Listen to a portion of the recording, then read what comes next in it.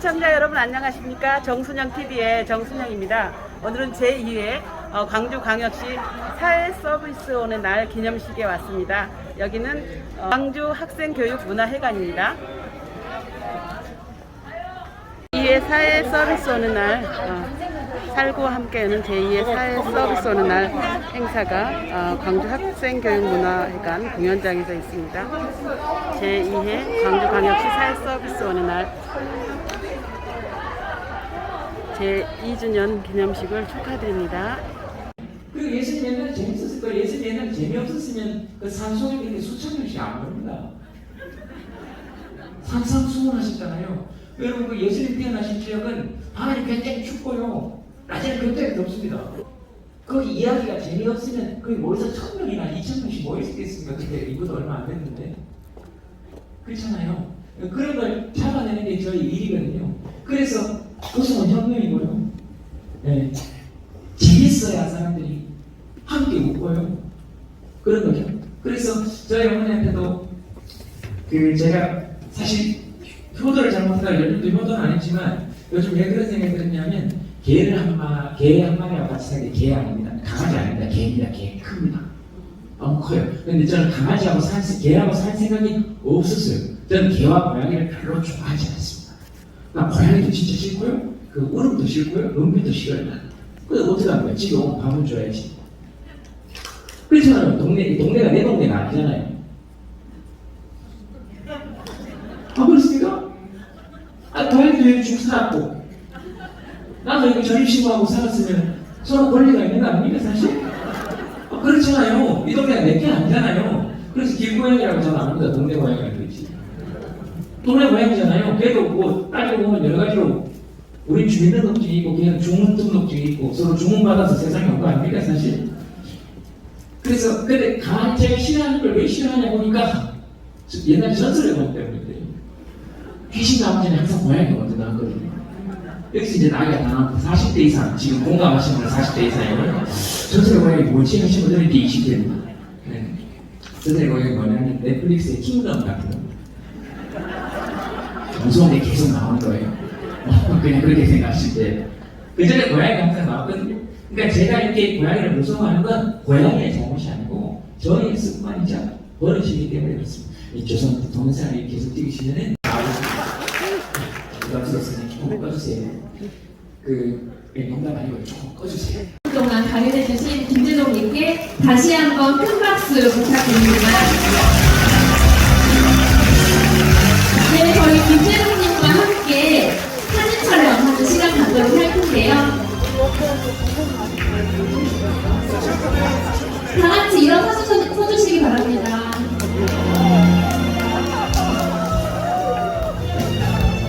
네, 다 함께 하트 한번 날릴게요. 광주 사회서비스원 사랑해.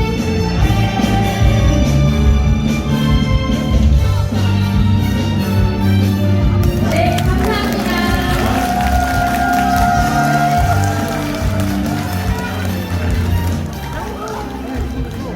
네, 팬분께 더 꽃다발 전달하고 계십니다. 박수 부탁드리겠습니다. 감사합니다.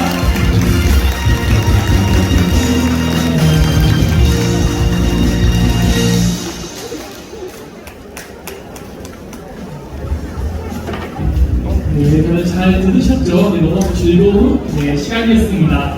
다음 이어서 포럼 진행을 위한 세팅이 진행되는 동안 당신에게 올봄이란 주제의 동영상을 시청하실 텐데요. 초중학생부터 90대 어르신까지 각 세대가 생각하는 돌봄에 대한 생각들을요 동영상으로 제작했습니다. 여기 모여 계신 500여 분의 내빈께서도 돌봄의 의미를 되돌아보며 생각하는 뜻깊은 시간이 되었으면 합니다. 그럼 같이 시청해볼까요? 고고!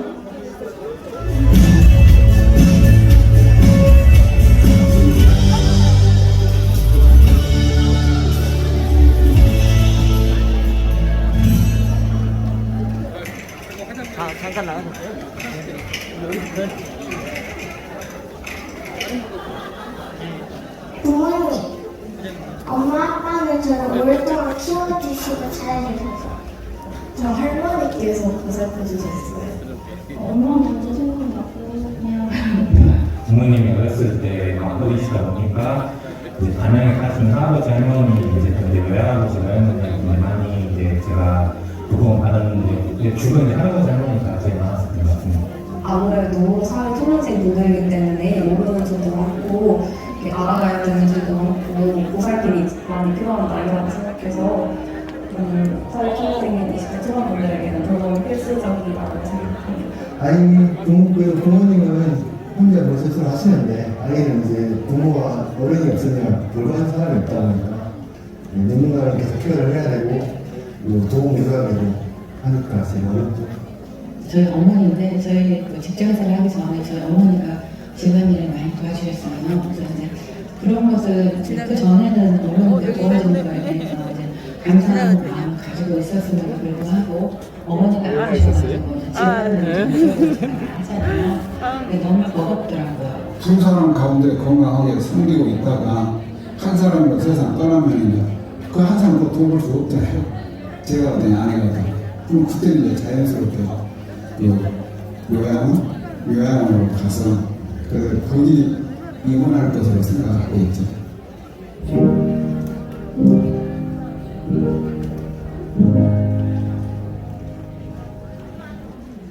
아빠, 엄마, 아빠예요. 제가 태어난 것도 엄마, 아빠고, 저를 끝까지 돌봐주신 것도 엄마, 아빠기 때문에. 가족이요. 저를 보살펴 주시니까. 엄마,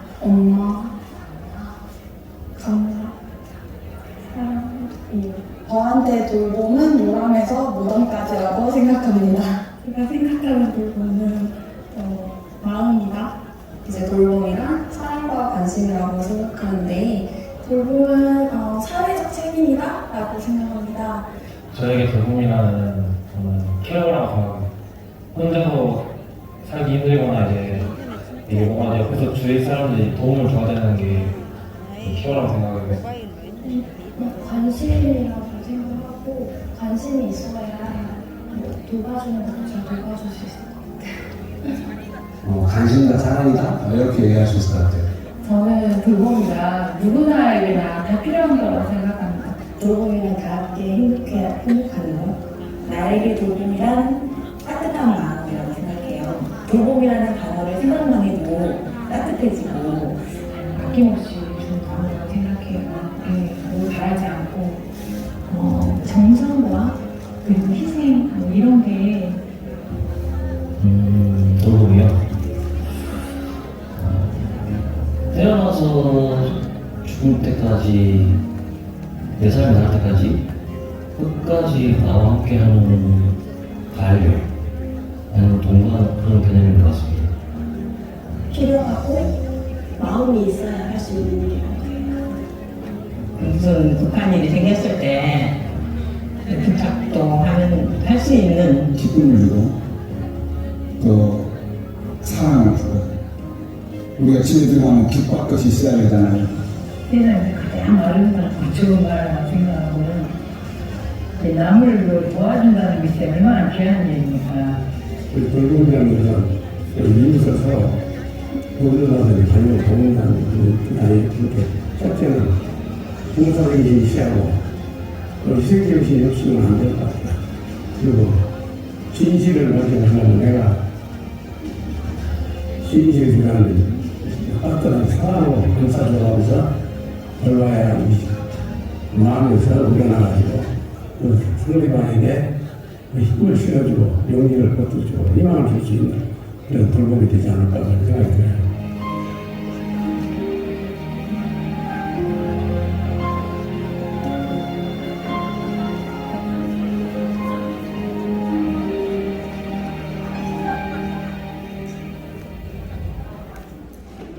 네, 초등학생부터 90대 어르신까지 각 세대가 생각하는 돌봄에 대한 생각들을 동영상으로 시청해봤는데요. 돌봄이라고 하면 뭔가 거창하다고 생각될 수 있었지만 돌봄의 시작은 마음에서 우러나는 진심이다라는 걸 느끼게 되는 시간이었습니다. 정말 감동적인 그 영상이었던 것 같습니다. 그럼 또 이어서 공동 추천하도록 하겠습니다. 네, 이번 시간에는 가볍게 영화 2인 관람권 5분 추첨하도록 하겠습니다. 그럼 추첨을 시작해주세요. 3, 2, 1. 네, 공개하겠습니다. 독보 한샘차일드 어린이집 김국진님, 김태연님, 어린이집 박소희님, 대체인력지원센터 송성주님, 여성가족재단 문승희님 축하드립니다. 네, 축하드립니다. 5분 모두 행사가 끝난 이후에 무대 앞으로 나오셔서 상품 인형과 관람권을 받아가시기 바랍니다. 네, 다음 일정은 오늘의 하이라이트라고 할 수 있는 포럼이 진행되겠습니다.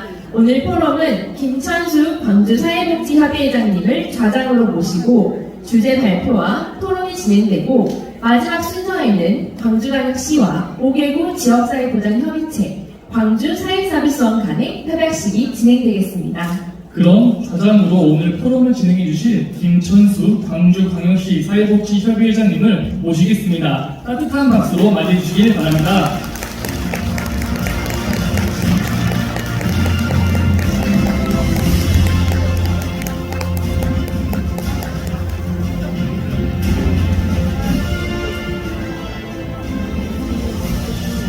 안녕하세요. 반갑습니다.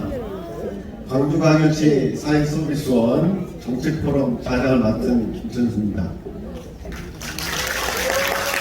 서비스원 2주년 행사에 참석하셔서 같이 축하해 주시고 또 이렇게 현장에서 그리고 유튜브로 함께 해주신 모든 분들께 감사드립니다.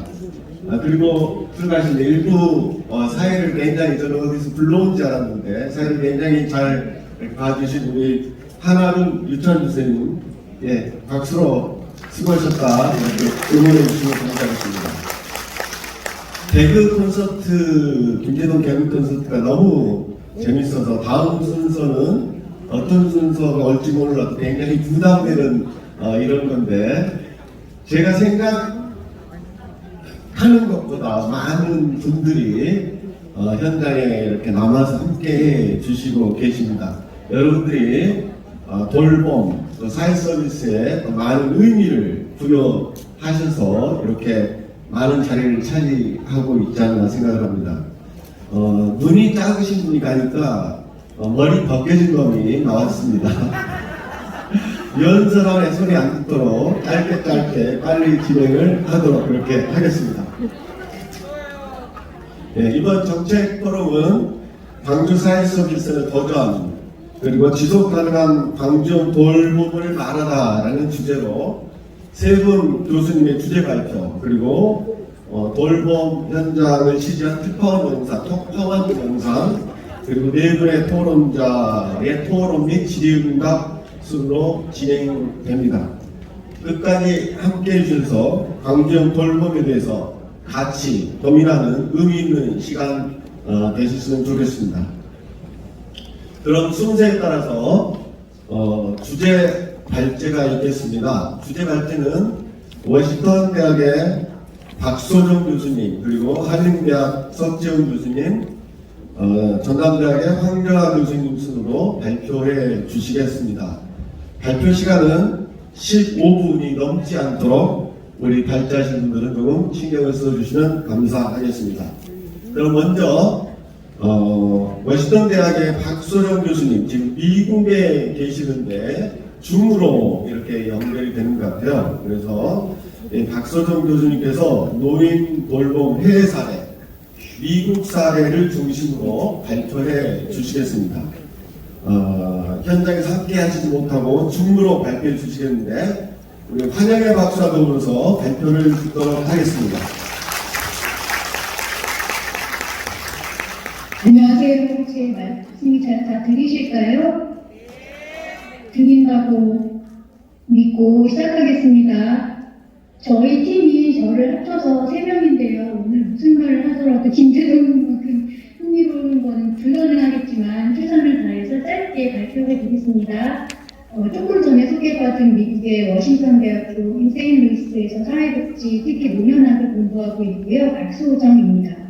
저희 연구팀은 여기 안쪽에 엑지혜 선생님하고 유병주 선생님하고 오늘 3명이 같이 15분 동안 노인 돌봄 사례를 간략하게 소개해 드릴 건데요. 이 두 분이 저 말고 저보다 더 현장 중심의 사례를 소개시켜드리는 것이 오늘 주요 목적에 더 부합될 것 같아서 제가 초대했습니다. 제가 재직하고 있는 학교에서 석사 졸업을 한 후에 미국하고 한국에서 사회복지사 현장 경험을 두루 쌓고요. 지금은 저랑 다시 연구를 하고 있는 그 분입니다. 저는 앞에 몇 장에 걸쳐서 미국 노인 돌봄에 대한 결과를 간략하게 보여드릴 거고요. 그 이후에 10분 동안 구체적인 내용은 이 두 선생님한테 맡기겠습니다. 우선 제가 여기 나와 있는 1번 지역사회 돌봄이라는 핵심 개념과 정책 프로그램의 개발을 제가 주로 공부하고 있는 노인 주거 환경이라는 컨셉을 중심으로 보여드리려고 합니다. 그러기 위해서 노인을 위한 돌봄 공간, 에이징 인 플레이스라고 많이 들어보셨을 것 같은데요. 거기에 플레이스의 개념적인 구분 혹은 분류를 먼저 간단하게 살펴보고요. 그 공간들을 아우르면서 제공되고 있는 서비스들을 말씀드리려고 합니다. 그리고 2번은 지혜 선생님, 영주 선생님이 말씀드리겠습니다. 지금 이 슬라이드는 여기 계신 모든 분들이 너무 잘 알고 계실 것 같은데요. 저희 팀이 이 발표를 준비하면서 저희의 생각을 어디서부터 정리해볼까 하는 노력의 일환으로 준비했던 슬라이드고요.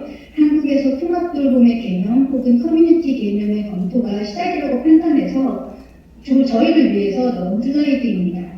노인 주거를 공부하는 저한테 이렇게 직접 저한테 말하는 있는 것처럼 지역사회 돌봄의 핵심이 본인이 살고 있는 곳, 주거를 중심으로 보건, 의료, 요양, 돌봄의 통합적이고 연속적인 케어를 지향하고 있습니다.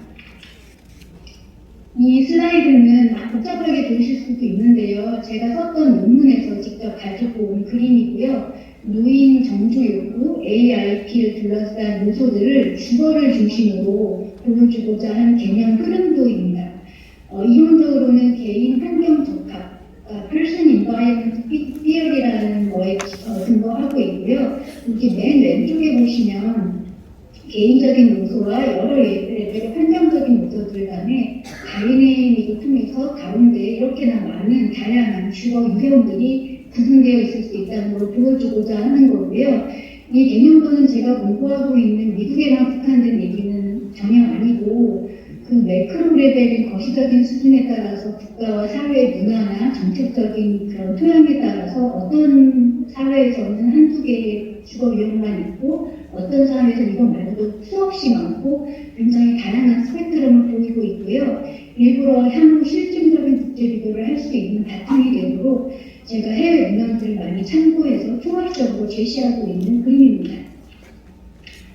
이 슬라이드는 더 복잡하게 보이실 수 있는데 이걸 다 이렇게 설명하거나 이런 건 절대 아니고 그냥 큰 픽처만 보여드리려고 하는 게 저의 목적이고요. 이 슬라이드는 바로 앞에서 보여드렸던 AIP의 주거 모델 컨셉을 살짝 틀어서 다르게 보여주고 있는 그림인데요. 왼쪽 축 보시면 독립생활, 왼쪽 축은 비용, 저비용이냐, 이제 고비용이냐, 그럼 하나도 안 해도 되냐? 100% 자기 부담이냐 이렇게 비용에 관련된 얘기고 아래 X축은 독립생활이 가능한 정도 즉 케어 레벨의 연속성에 따른 여러 가지 주거 모델을 실증적으로 보여주고 있습니다. 크게 일반 주택과 집합주택을 구분한 뒤에 그 다음에 여러 가지 유형들을 제시하고 있는 게 보이실 텐데요. 제가 국제비교 연구도 하고 있기 때문에 국제비교를 염두에 두고 개념적 실증적인 연구를 할 수 있도록 한 픽처이고요. 이 경우에는 미국의 예시에 해당됩니다. 이거 이외에도 한국, 일본, 싱가포르, 네덜란드 등 잘 알려진 복지국가 유형을 주거 모델 중심으로 이렇게 구분해놓고 검토하고 있습니다. 이렇게 많은 다양한 모델 중에 아직 우리나라에 없거나 개념 자체가 생소한 것들도 아직 분명히 있고요. 그래도 맨 위에 CCRC라는 연속형 돌봄 주거 단지라는 단어는 벌써 몇 년 전부터 꾸준히 논의되어 있는 것으로 알고 있습니다. 특히 일본의 사례를 검토해서 마을형 CCRC 개념이라던가 아니면 UBRC라는 모델은 CCRC의 한 경영인데요, 한 종류인데요. 빠른 속도로 연구자들과 정책 전문가들 사이에서 의논되고 있는 것으로 알고 있고요. UBRC 모델 같은 경우는 여기에 경주 선생님이 몇 분 있다가 또 소개해 드릴 거예요. 이 슬라이드는 바로 뒤에 저 뒤에 지혜 전도 선생님이 미국의 실증 돌봄 사례들 이야기하는데 이해가 더 잘 되실 수 있도록 백그라운드를 이제 보여주고 있는 건데요. 미국 노인 돌봄 서비스의 전달 체계를 한 그림으로 보여드리려고 준비한 슬라이드입니다. 맨 밑줄에 맨 위에 있는 거는 미국 연방정부, 중앙정부 차원의 주요 부처들이 있고요. 우리나라의 이제 국토부, 보건복지부 이런 거고요. 그리고 오늘 뒤에 두 사람의 발표는 여기 빨간색 표시가 되어 있는 부처들에서 관장하고 있는 프로그램들 중심으로 말씀드릴 겁니다. 노인 주거를 중심으로 한 프로그램들을 제가 일부러 선정해서 보여드리려고 하다 보니 연방정부는 주택도시개발부, 우리나라 국토부, 그리고 각 주정부에서 지원 전달하고 있는 돌봄 서비스들은 우리나라처럼 보건복지부 산하에 있는 주정부 부처들이 관장하고 있고요. 저희가 보여드릴 사례의 중점 아이디어들은 주로 이 부처들 간에 이렇게 횡단적으로 그리고 중간적으로 어떤 서비스를 위해서 누가 어떻게 협력하고 연계하고 있는가를 중심으로 정리했습니다. 제 발표는 여기까지고요. 뒤에 지혜 선생님한테 이제 넘기겠습니다. 저는 잠시 사라질게요. 네, 안녕하세요. 저는 앞서서 소개받은 워싱턴대학교 박사과정생 백지혜입니다. 저는 미국 내 돌봄 우수 사례를 소개드릴 거고요. 총 4가지 사례를 소개드리겠습니다. 맨 첫 사례는 No Wrong Door Network라는 사례인데요. 아시다시피 No Wrong Door는 잘못된 문은 없다는 뜻이거든요. 그래서 어떤 문을 두드려도 서비스를 받으실 수 있도록 연결하고자 하는 목적을 가지고 있습니다. 미국은 장기 요양이나 보건사회 서비스가 굉장히 분절적으로 구성되어 있고 신청하는 과정도 되게 복잡합니다. 그래서 어르신들이 신청을 하실 때 불안정하거나 부정확한 결정을 내리실 가능성이 많아요. 그래서 이에 대응해서 이러한 것들을 주민들이 쉽게 파악하고 신청하실 수 있도록 접근성을 높이는 걸 목표로 하고 있고, 구체적으로는 중복조사나 선정심사 기간을 줄이고 또 대기하시는 동안에 다른 서비스를 받을 수 있도록 기관 간의 소통이나 주기적인 서비스 현황 공유를 하고 있고요. 그런 것들이 온라인이나 오프라인 플랫폼을 통해서 이루어지고 있습니다. 그래서 이거는 되게 사람 중심 서비스 제공을 목표로 한다고 볼 수가 있어요. 구체적으로 버지니아주의 사례를 소개하자면 No Wrong Door 네트워크에는 장기 요양 제공자들과 병원 그리고 보건 관련 협회 대표들로 구성이 되어 있고 분기별로 만나서 회의도 하시고 기관들이 어떻게 시스템을 공유하고 있고 연계하고 있는지 체크하신다고 합니다. 그리고 이 No Wrong Door 오피스에는 항상 상담 인력이 상주하고 있어서 어르신들이 전화를 하시면 이러이러한 요구가 있다고 말씀하셨을 때 맞는 기관으로 바로 연계해드릴 수 있도록 운영하고 있다고 해요. 다음 사례는 페이스라는 사례입니다. 이 페이스는 어르신들이 몸이 조금 불편하시더라도 요양원에 가지 않고 지역사회에서 자기 집에서 생활하실 수 있도록 돕는 서비스입니다. 그래서 어르신들이 요양원 입소 조건을 갖출 정도로 조금 불편하시지만 그래도 집에서 생활하고 싶다라는 분들을 대상으로 하고 있고요. 사회복지사뿐만 아니라 물리치료나 간호사, 작업치료사, 운전기사, 영양사 등의 복합적인 팀으로 구성이 되어 있습니다. 그래서 이분들이 같이 케어 플랜을 수립을 하고 있어요. 그리고 이분들은 주로 데이케어 센터, 주간보호센터에서 서비스를 제공하고 있습니다. 그래서 시애틀 주의 예시를 보시면 우리나라에서 통상적으로 제공하는 데이케어 서비스도 당연히 제공이 되지만 다른 병원 이동 지원이라든가 작업치료라든가 또 주택을 알아보시는 분께는 또 주택을 연계해드리는 등의 부가적인 서비스도 연계해드리고 있습니다. 이거는 모든 데이케어 센터에서 제공하는 것은 아니지만 전국적으로 145개 정도 제공하고 있다고 하고요. 이 참여자분들이 비슷한 여건에 다른 참여하고 계시지 않은 분들에 비해서 병원 입소나 요양원 입소 확률이 현저히 낮았다고 합니다. 다음 사례는 케이퍼블이라는 사례인데요. 이거는 원래 혁신 시범 사업으로 운영이 되었다가 연방정부의 지원을 받아서 확대된 케이스입니다. 보시다시피 사회복지랑 작업치료랑 주택 개조가 만난 서비스고요. 어르신이 어떠한 원활하게 주택에서 생활하고 싶다 하셨을 때 작업치료사랑 간호사랑 주택 개조하시는 분이 협력을 해서 복합적으로 서비스를 지원하는 프로그램이거든요.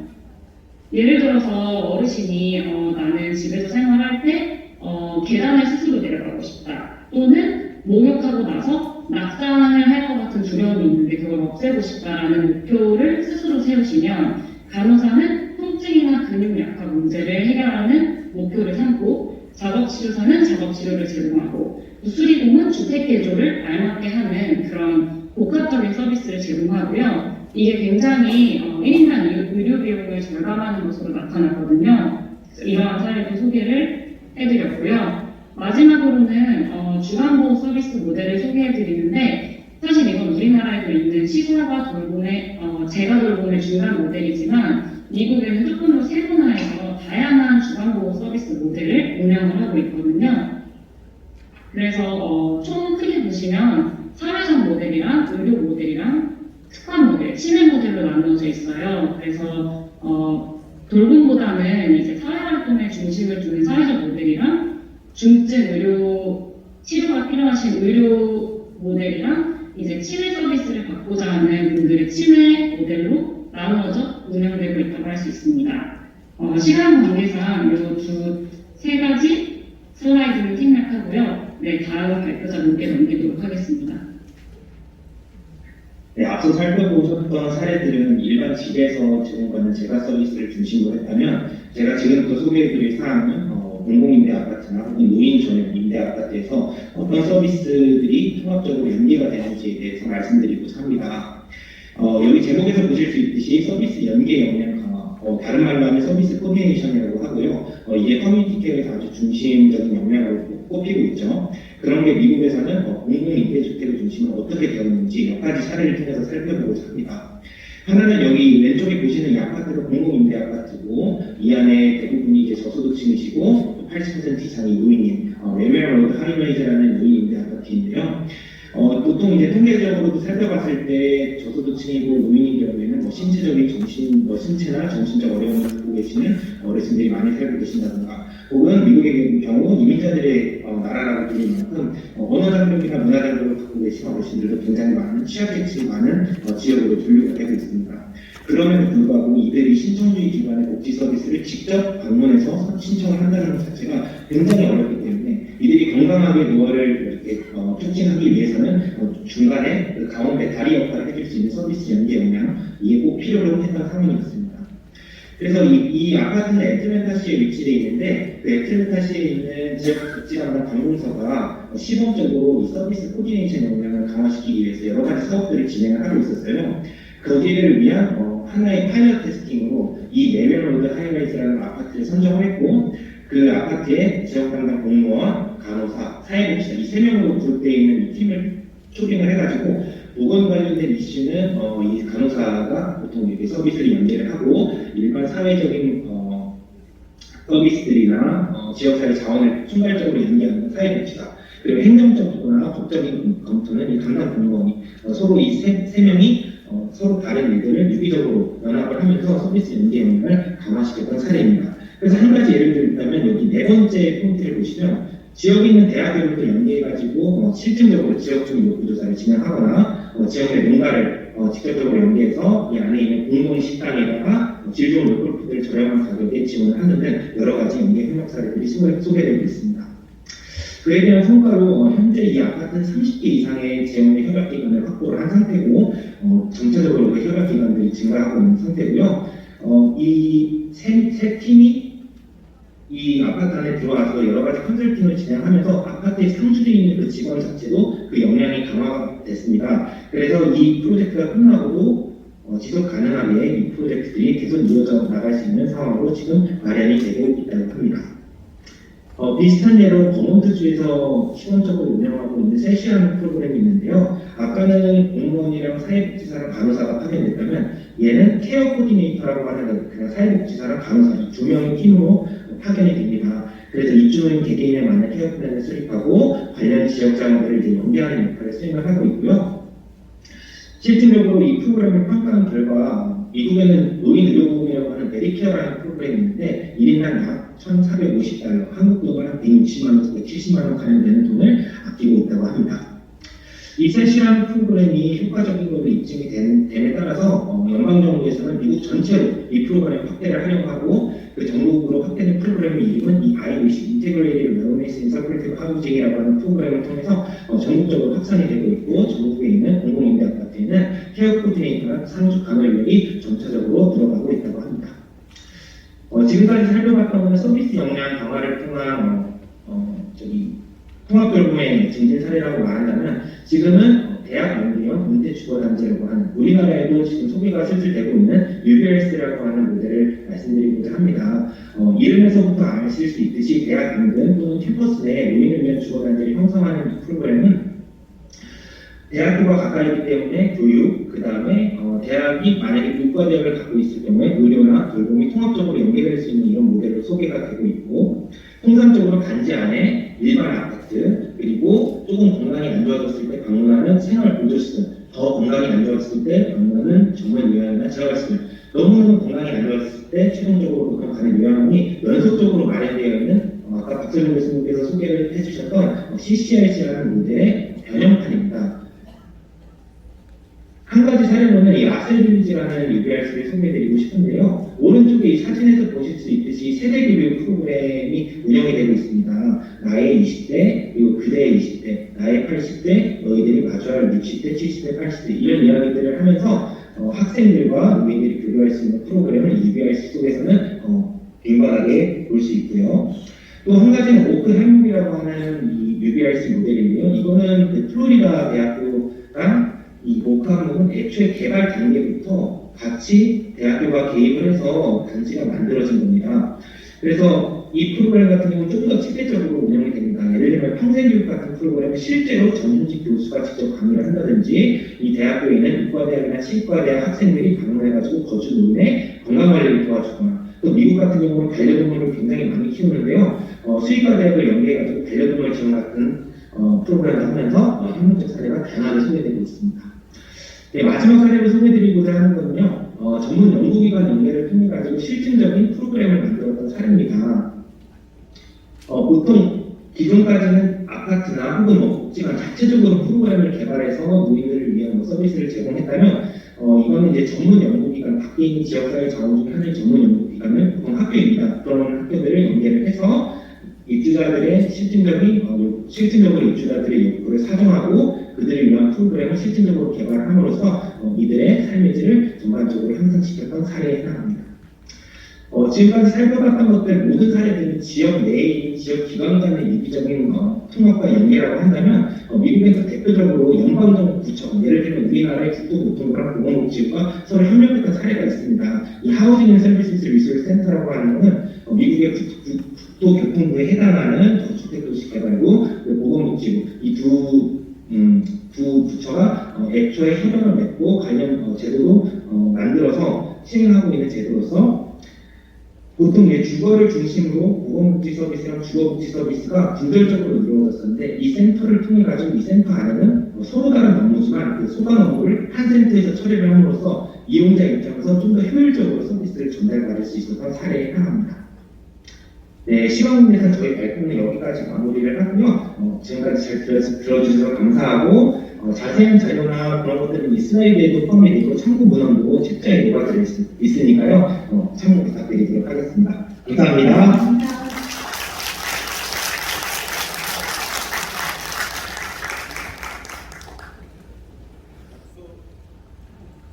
우리 박서종 교수님 그리고 연구팀원 여러분 감사합니다. 우리가 쉽게 접하기 어려운 미국 노인 돌봄의 우수 사례를 다양한 유형별로 이렇게 발제해 주셨습니다. 토론에도 함께 하셔서 못다한 말씀 질의응답을 통해서 듣도록 하겠습니다. 개인적으로는 시간이 좀 아쉽다라는 생각도 듭니다. 네, 다음은 우리 한림대학의 석재은 교수님 모시고 지속가능한 돌봄 생태계 만들기 위한 광주 사회서비스의 역할과 과제라는 주제로 우리 석재은 교수님께서 발표해 주시겠습니다. 우리 나오실 때 큰 박수 환영해 주시기 바랍니다.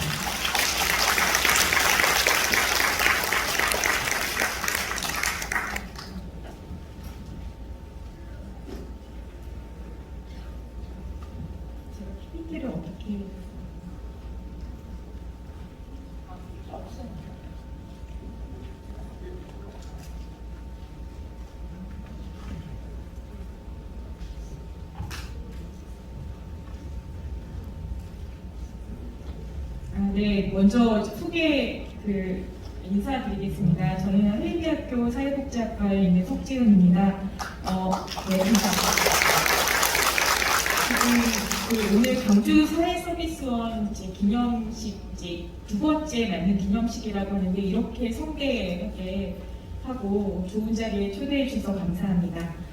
제가 오늘 말씀드릴 주제는 크게 세 가지를 생각을 해봤습니다. 지금 이제 사회서비스원, 광주 사회서비스원의 날이기도 하고, 그래서 광주 사회서비스원의 역할과 과제를 생각을 하면서 광주 사회서비스원이 필요하게 된 배경이 무엇인가라고 했을 때 가장 중요한 키워드가 공공성이라고 할 수 있을 것 같아요.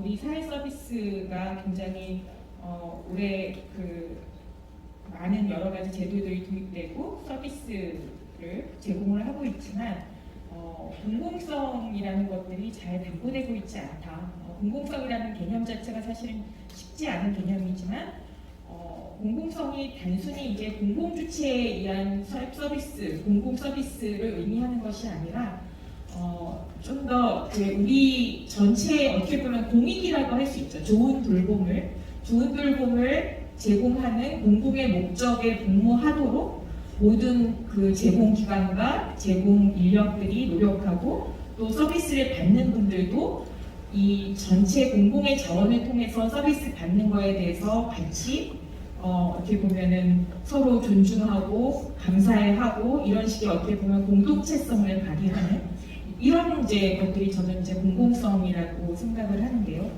이런 공공성이라는 것들을 잘 실현하기 위해서 뭔가 사회 서비스 제공 맥락에서 좀 환기가 필요하다라고 생각을 했었던 것 같아요. 네, 그래서 네. 계속 그냥 넘겨주시면 될 것 같아요. 제가 넘길 수 있는 상황이 아닌 것 같아요. 그래서 일단은 말씀을 드리겠습니다. 왼쪽 계속 넘겨주시면 될 것 같고요. 그림 벤 다이어그램 하나 보여주시겠어요? 네, 말씀드린 것처럼 공공성이라는 것은 이 공공 복리를 함께 구성해 나가고 같이 어떤 것이 이게 공공적인가라는 것에 대해서 함께 구성해 나가면서 그 구성해 나가는 과정 자체가 이 서로 같이 논의하고 소통하고 비전을 공유하고 하는 그런 과정을 통해서 그리고 거기에는 모든 주체가 같이 참여해서 지금 기관들, 그다음에 제공기관들, 인력들, 이용자들 그리고 이 제도를 관리하는 보험자나 정부까지도 여러 다 주체 중에 하나로 그래서 공공성이라는 거는 지금 사회서비스원이 공공의 어떤 주체로서 리드를 하겠다라는 입장보다는 같이 이 생태계 속에서 공공성을 실현해 나가는 어느 하나의 어떻게 보면 환기시키고 분위기를 환기시키고 원래 공공성을 좀 더 회복시켜 나가는 주체로서의 역할들을 기대하는 것이 적절하지 않겠나라는 생각을 합니다. 네. 그래서 일단 그런 이제 공공의 이익과 그다음에 우리가 이제 공공성이라고 했을 때는 서비스에 대한 전체 필요한 사람들은 다 서비스를 받을 수 있는 기본권의 보장 그리고 모든 사람들이 그 정보에 대해서 투명하게 접근할 수 있는 투명한 정보 접근성 그리고 시민들이 같이 서비스 정책 결정 과정이나 제공 과정, 평가 과정에 참여할 수 있는 참여성 네 그리고 전체적으로 가장 중요한 거는 건강한 생태계를 만드는 거라고 생각해요. 그러니까 같이 생존할 수 있고 공존할 수 있는 생태계. 근데 이 생태계는 한 주체가 아니라 지금 이 사회 서비스 과정에 참여하고 있는 모든 주체가 이렇게 만들어 나가는 것이다라고 생각을 합니다. 네. 그래서 저희가 이제 사회 서비스원이 직접적으로 지금 하고 있는 거는 시설을 직접 변경하면서 좋은 일자리를 창출하고 공공의 규범들을 만들어 나가면서 이 공공적인 어떤 분위기들을 환기시켜 나가는 역할들을 하고 있죠. 네. 근데 이제 그런 맥락에서의 지역사회에서의 어떤 사회적 돌봄의 생태계들, 사회적 돌봄이라고 하면 굉장히 이제 여러 제도들이 같이 있고, 우리가 이용 가능한 뭐 제도뿐만 아니라 뭐 공동체 돌봄 이런 것들을 다 포함을 하는 개념이고요. 그런데 우리 사회의 생태계, 지속 가능한 이런 식의 이제 그 키워드들이 굉장히 중요해지는 게 우리 사회가 초고령 사회를 맞기 때문입니다. 초고령 사회를 맞기 때문에 돌봄 수요가 굉장히 급증하고, 우리 사회에서 어떻게 지속 가능하게 돌봄을 제공할 수 있을까, 좀 더 그 효과적으로 그런 이제 고민들을 우리가 할 수밖에 없죠. 그래서 이 생태계라는 개념 그리고 지속 가능성의 개념이 굉장히 중요합니다. 그럼에도 불구하고 저희가 이제 중요한 것은 그 돌봄을 하는 이유, 돌봄을 어떤 방식으로 해야 되는가에 대한 목표를 잃지 말아야 되는데, 그래서 그 두 가지 목표를 이제 정해본다라고 하면, 첫 번째는 존엄한 돌봄을 해야 된다. 우리 한 사람 한 사람의 그 삶에 그 돌봄이라는 과정은 굉장히 필수적이고, 모든 사람의 생애 과정에서 돌봄이라는 것은 필연적으로 필요한 과정들인데, 그 돌봄이 좀 더 존중받는 이 삶의 과정에서 이 돌봄 과정이 점점 길어지고 있기 때문에 그 기간 자체가 그냥 생존에 연명하는 이런 것이 아니라 좀 더 자기주도적인 삶을 최대한 유지할 수 있는 그런 존엄한 돌봄의 과정이기를 우리가 다 원하고 기대하고 있습니다. 그런 돌봄의 과정들이 될 수 있도록 하는 부분. 그러기 위해서 필요한 것이 돌봄의 기본권 보장, 그리고 안전한 돌봄, 그리고 이 자기의 진정한 선택 권한이 존중되는 돌봄, 그리고 다양성과 개별성이 존중되는 돌봄일 겁니다. 두 번째, 지속 가능한 돌봄과 관련해서는 지금 이 좋은 일자리 창출을 얘기를 많이 하고 있는데, 결국은 돌봄 인력들 굉장히 지금 사실은 구하기가 어렵습니다. 인력들이 얼마나 중요한지, 인력들의 서비스 질이, 그 서비스 제공하는 질이 결국은 돌봄 인력의 질이 서비스 질을 만든다는 얘기를 우리가 이제 잘 하는데요. 결국은 돌봄 인력의 지속 가능성도 굉장히 중요하고, 제공 기관도 제대로 좋은 기관으로서 지속 가능하게 운영되고, 재정의 지속 가능성도 중요하고, 전체적인 생태계가 지속 가능하게 운영되는 것이 굉장히 중요합니다. 네.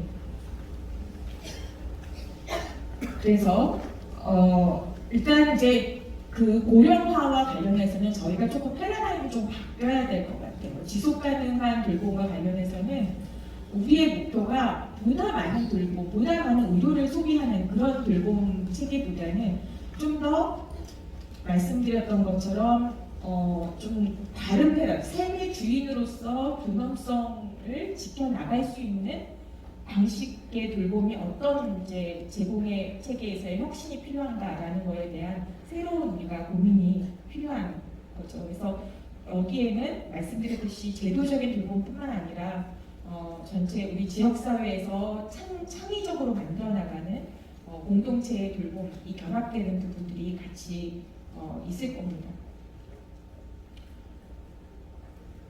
네, 그래서 지금 사회서비스원의 중요한 역할 중에 하나는 이러한 그 돌봄의 여러 결의 돌봄들, 어떻게 보면 다층적이고 좀 서로 결이 다른 그런 돌봄들이 서로 엮여지고, 그 다음에 서로 다른 영역의 돌봄들, 예를 들면 우리가 지금 일상생활 지원 돌봄을 주로 많이 얘기를 하고 있지만, 그거 말고도 좀 더 특화되고 전문화된 역량 돌봄, 이동 돌봄이라든지 재활 돌봄이라든지 아니면 의료 서비스 이런 것처럼 좀 더 다른 영역의 그 특화된 전문 영역의 돌봄들이 발전되어 나가는 것을 서로 엮어주고 하는 플랫폼으로서의 역할들을 해나갈 수 있다고 보고요.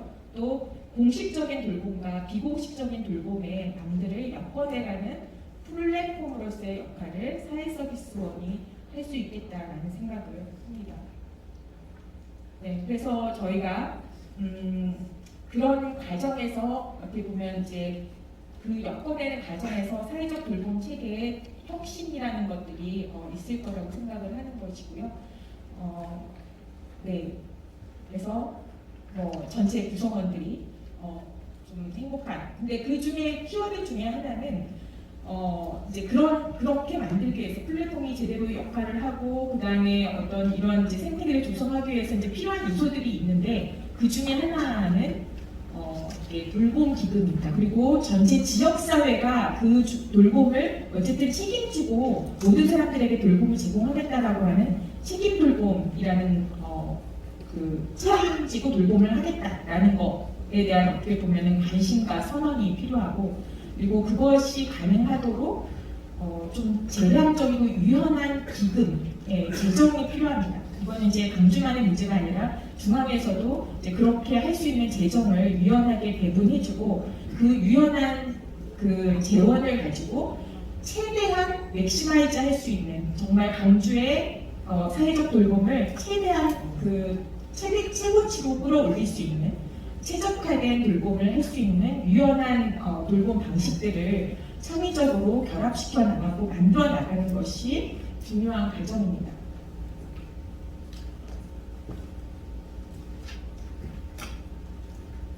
네, 아까 말씀드렸던 그래서 재정은 그 강주에서만 조달하는 것이 아니라 중앙에서 지역에 격차 없이 배분될 수 있도록 수요에 따라서 일단은 그 기금이 만들어지고 일단 할당이 되고 이 할당된 기금을 가지고 강주에서는 최대의 효과적인 어떤 최적화된 돌봄들을 만들어내는 것들이 필요하다고 생각합니다. 그래서 이 다층적인 구조, 자기 스스로 돌보고 제도적인 돌봄을 통한 급여 그리고 공동체 돌봄이 같이 결합된 그런 다층적인 구조들을 엮어내는 중심에 사회서비스원이 플랫폼으로서의 역할을 할 수 있지 않을까라는 생각을 합니다.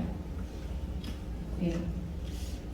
마지막으로 사회서비스원 역할과 과제에 대해서 말씀드리려고 하는데요. 사회서비스원은 지금 현재는 그 원활의 공공의 그 주체가 공급하는 서비스 기관들이 없었기 때문에 지금은 직영의 서비스 기관으로서의 역할을 하면서 좀 더 나은 일자리의 그 모델 역할을 하는 것을 일단은 사회적인 미션으로 갖고 있는데요. 원래 사회서비스원이 그 목표로 했었던 사회적 가치는 훨씬 더 큽니다. 그런 정도에 그치지 않고 훨씬 더 큽니다. 그래서 그런 부분들을 앞으로 만들어 나가야 되지 않을까 싶습니다. 그 중에 하나는 지금은 이제 일단은 그 국가 지자체가 책임과 그다음에 이제 시도사회서비스원의 역할 속에서는 지금은 종합적인 재가 서비스를 한다, 국공립 사회서비스 제공기관을 운영한다, 이런 이제 것들을 하고 있는데 여기에서 좀 더 이제 원래 우리가 이제 이 사회서비스원 구성을 하면서 담아놨었던 것 중에 하나는 전체 이 사회서비스원의 그 지역사회에서 그야말로 책임지고 돌봄을 하는 데 있어서의 플래닝 역할들, 계획을 하는, 총괄 계획을 하는 역할들을 사회서비스원이 좀 담당을 해야 되는 것이 아닐까. 특히 시도의 사회서비스원은. 그리고 시도의 사회서비스원만은 되지 않고 지금 기초지자체의 시군구 단위의 사회서비스원이 만들어지게 되면 거기서 그 안에 이제 그 생활 번역별로 거점의 그 플랫폼 역할을 하는 이제 종합재가센터 그런 것들이 이제 곳곳에 그 생활 번역별로 책임 돌봄의 기능을 하는 역할로 만들어지면 좋겠다는 생각을 가지고 있고요. 그런 걸 통해서 서비스 질 제고와 좋은 일자리 창출까지 같이 가는 것으로 생각을 하고 있습니다. 그리고 민간 서비스 제공기관과의 관계가 항상 이슈였는데 저는 아까도 말씀드렸듯이 이 공공성이 공공 주체만의 그 서비스를 의미하는 것이 아니고 지금 오히려 민간 협치를 통해서 공공성을 만들어 나가는 그런 것이기 때문에 민간 서비스 제공기관과의 관계는 오히려 사회서비스원이 그 공공이 꼭 해야 되는 그야말로 시장 실패가 발생하는 우리 장교약에서 보면은 단기보를 제공을 한다든지 야간보를 제공한다든지 위기 대응을 한다든지 아니면 이 코로나 상황에서 대체 인력을 지원을 한다든지 이런 식의 시장 실패가 발생하는 그런 부분에서의 공공의 역할과 기능으로서 공공의 존재 필요성들을 입증하고 민간을 지원하는 역할을 하면서 서로 그 보완 관계를 만들어 나갈 수 있다라고 생각을 합니다. 네.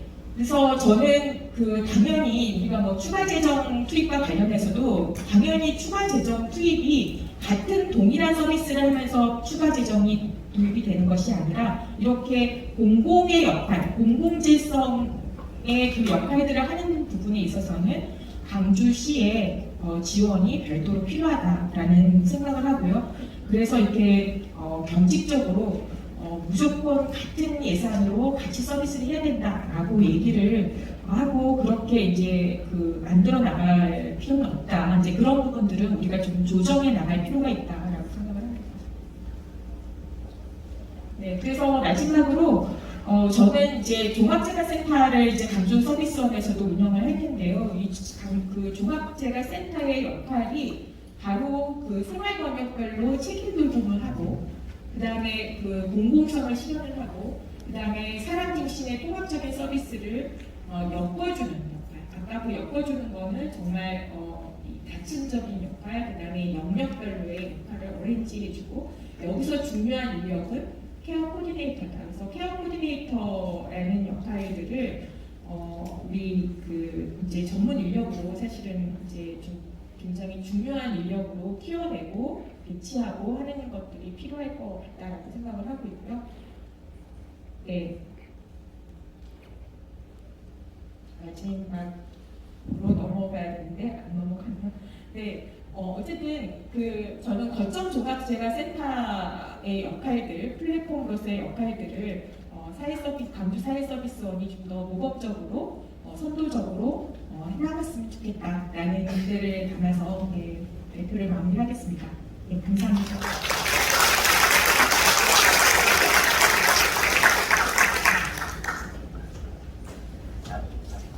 예, 감사합니다. 우리 석재은 교수님께서 사회 서비스의 공공성 그리고 지속 가능한 사회적 돌봄 생태계, 사회 서비스 과제 그 중에서 거점 종합 재가센터 역할까지 이렇게 자료로 하시면 한 1시간 정도 이렇게 이야기하실 건데 요점만 추려서 아주 차분하게 잘 전달해 주신 것 같습니다.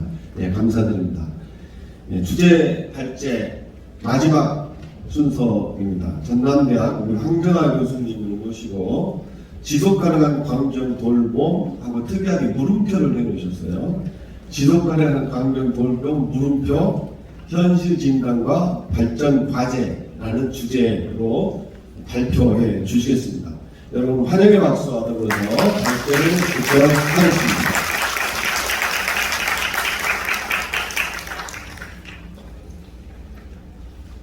네, 안녕하십니까. 전남대학교 황정아입니다. 제가 물음표를 한 이유가 있습니다. 제가 감히 광주형 돌봄 모델에 대한 어떤 모델을 구체화해서 발표하기보다는 논의를 성숙하기 위한 문제제기 차원에서 본 자료를 발표자를 준비했다는 차원에서 물음표를 들었고요. 이렇게 이해하시면 될 것 같습니다. 앞에서 박수동 교수님께서 아마 지역 돌봄에 대한 주거 모델의 다양한 형태에 대해서 설명해 주셨고요. 석재훈 교수님께서 돌봄과 그리고 사회서비스원 그리고 재가종합지원센터 등등에 대해서 구체적으로 이론적으로 설명을 드렸습니다. 저는 이 돌봄이 왜 지역에 기반해야 하느냐 그 배경부터 해가지고 그러면 돌봄 지역사회 기반의 돌봄에서 우리가 구체적으로 착안해서 봐야 할 구성 요소는 무엇이고 현재 광주가 가지고 있는 돌봄에 대한 현상 진단에 대해서 간략하게 하고 마지막으로 광주형 돌봄에 할 때 우리가 고려해야 할 핵심적인 쟁점과 방향성에 대해서 말씀드리도록 하겠습니다.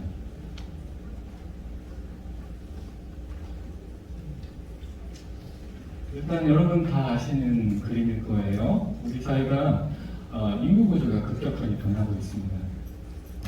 두 가지 폭탄을 맞았죠. 고령화와 저출산을 같이 만났어요. 그래서 인구 구조가 우리 사회의 가장 핵심적인 의제로 잘 잡고 있습니다. 그림에서 보다시피 2020년부터 해가지고 소위 예비부모 1차 예비부모 세대가 민원기에 진입을 하게 됐습니다. 1차 예비부모 세대는 전쟁, 한국전쟁 이후 1955년, 63년 그 사이에 출생하신 분들인데요. 2022년에 되면 65세가 되죠. 그래가지고 지금 2022년도니까 상당히 진행이 됐죠. 그래서 이런 고령화가 급격하게 진행되고 있는 하나의 현상입니다. 지금 2021년 기준에 16.5%니까요. 상당히 가파르게 증가하고 있습니다. 그리고 문제는 얼마 안 있으면 이제 2025년 또는 25년경이 될 것 같아요. 25년 되면 전체 인구에서 고령자가 차지하는 비율이 20%가 추가를 합니다. 즉 5분 중에 한 분은 65세 이상인 분이라는 거예요. 그만큼 흔하겠죠. 그렇죠? 여러분 이렇게 보면 한 200여 분이 계실 텐데 그 중에 상당 부분이 고령자라고 생각하실 수 있습니다. 그리고 그 추세는 더욱 가파르게 진행되고 있다는 거죠. 그에 따라서 우리 사회가 당면한 문제가 있습니다. 돌봄의 공백인데요. 여러분들 이제 가족들과 이렇게 모이게 되면 어떤 얘기를 하십니까? 저희가 다 나이가 들죠. 나이가 들면 어떤 문제가 생겨요? 신체적 기능이 떨어지고 유지 능력이 떨어지고 누군가에게 의존을 해야 합니다. 그렇죠? 근데 예전에는 이런 돌봄의 문제를 가족 단위에서 자체적으로 해결했어요. 그래서 큰 문제가 아니었습니다. 세대 간에 원활한 소통을 전제로 해가지고 정성지극한 돌봄이 됐었어요. 그리고 부모는 자식들에게 지극한 사랑을 내리 사랑했고 자식들은 그에 대한 보험으로 지극한 부양을 가졌어요. 근데 지금은 그런 사회적 돌봄에 대한 가족 책임을 반영할 수가 없는 사회가 되어버렸습니다. 여기서 보시다시피 1인 가구가 벌써 전체 가구의 30%가 지금 넘었다라는 거예요. 그 속도가 상당히 빠르다고 이해하시면 될 것 같습니다. 인구가 줄게 되면 가구 수도 자연스럽게 감소를 해야 하잖아요. 근데 가구가 예전에 한 20년 전만 해도 표준 가구가 4인 가구 형태였습니다. 하지만 3인 가구, 그리고 최근에는 1인 가구와 2인 가구를 합해서 50% 과반수가 추가를 했다는 거죠. 그만큼 우리 사회가 가구 분화가 빨리 이루어지고 있다는 그런 문제입니다. 가구 분화가 이루어지면 과거에 이루어졌던 가족 돌봄이라는 게 실제적으로 불가능한 상태가 되는 거죠. 그렇죠? 그리고 맞벌이 가구가 또 상당하게 50% 가까이 있기 때문에 실질적으로 가족 내에서 돌봄의 문제를 해결한다는 것은 현실적이지 않다는 거죠. 그래서 봤을 때 그러면 돌봄의 문제를 누가 책임을 져야 합니까? 당연히 국가가 책임져야죠. 이제는 가족이 책임지지 않습니까? 왜냐하면 우리는 열심히 일해서 국가에 세금을 납부를 합니다. 그리고 다양한 보험료를 중도세정식으로 납부를 하고 있습니다. 그럼 국가가 그런 문제를 해결해 줘야죠. 그러면 중앙정부가 이 문제를 해결할 수 있을까요? 네, 그거에 대해서는 상당히 의문을 제시할 수밖에 없습니다. 왜냐하면 사람의 돌봄에 대한 다양한 이슈들은 멀리 있는 중앙정부에서 해결할 수 있는 것들이 아니에요. 즉 나라님이 해결할 수 있는 사항들이 아니란 말이에요. 우리 가까이 지금 거리에 있는 다양한 돌봄의 체계를 유기적으로 가동해서 그 문제를 효과적으로 대응할 수 있다는 거예요. 그래서 마지막은 가장 하단 부분을 보면 사회적 이념의 성격 중에 보편적 돌봄이 최근에는 가장 큰 문제입니다. 그리고 보편적 사회법 중에 돌봄이 그런 문제입니다. 그리고 이 돌봄은 지역 단위에서 해소할 수밖에 없다라는 것을 말해주는 그림이라고 보시면 될 것 같습니다. 그런데 이게 가장 큰 한계예요. 지금 돌봄에 대해서 어떤 형식으로 국가가 도움을 제공하고 있는가에 대해서 그림을 보시면 여러분이 잘 이해해 볼 수가 있을 것 같습니다. 재정에 대한 지원 방식은 보험 방식과 조세 기반은 재정 지원 방식이 있고요. 그리고 다양한 돌봄에 대한 서비스 제공기관들이 있고 그 제공기관에 따라서 다양한 서비스 내용들이 전달이 될 겁니다.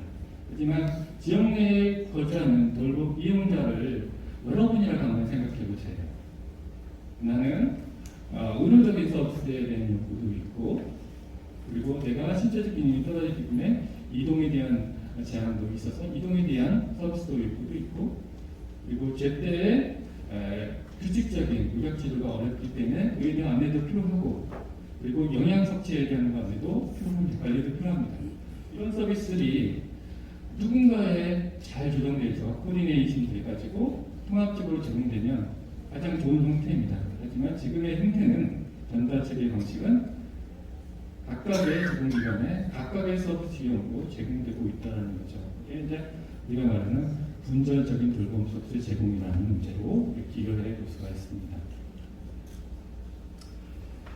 그러면 지역사회 돌봄에서 우리가 차관에서 살펴봐야 할 주요한 구성 요소를 그림을 통해서 한번 살펴보도록 할게요. 지역 내에 내가 돌봄의 당사자입니다. 제가 70세가 돼가지고 당장 돌봄이 필요합니다. 그러면 어떤 부분들이 중요하게 생각이 될까요? 즉, 나 같은 사람이 얼마나 존재하는가에 대한 상황 파악이 있습니다. 돌봄의 대상자가 누구냐에 대한 개념 이전이 필요하고요.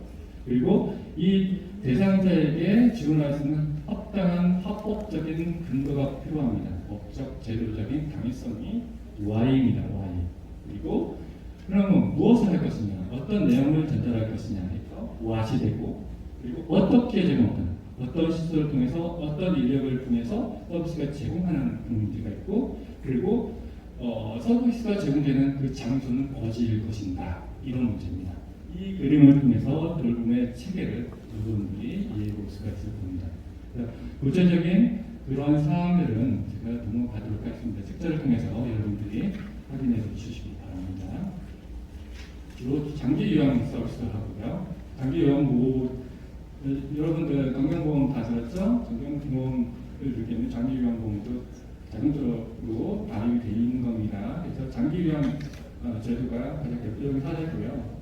그 외에 조사의 기관에서 최근에는 소위 노인 맞춤 돌봄 서비스가 맞돌 서비스라고 하는데 그런 서비스가 있고 기타 지금 문재인 정부에서 보건정부에서 했던 지역사회 통합 돌봄 정책이 있고 농노케어라든가 다양한 그런 서비스 사업들이 있습니다. 그런 것들이 있는데 그런 것들이 있어요. 그런 것들은 있는데 그거를 이런 다른 차원으로 여러분이 이해하시면 될 것 같습니다.